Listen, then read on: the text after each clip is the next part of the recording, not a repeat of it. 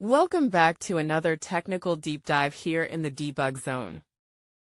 Today, we're tackling a big question and breaking it down with insights from other users.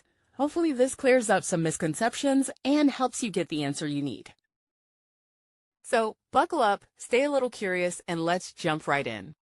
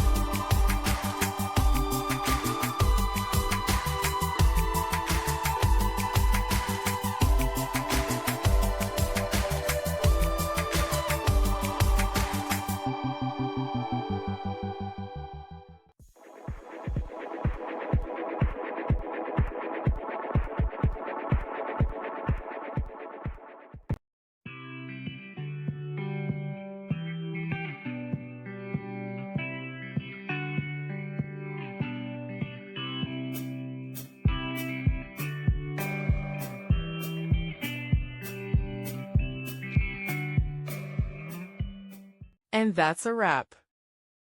I hope you found the answer you were looking for. If you did, take a second to hit that subscribe button. It really helps out. And let me know in the comments which solution worked best for you. See you next time in the debug zone.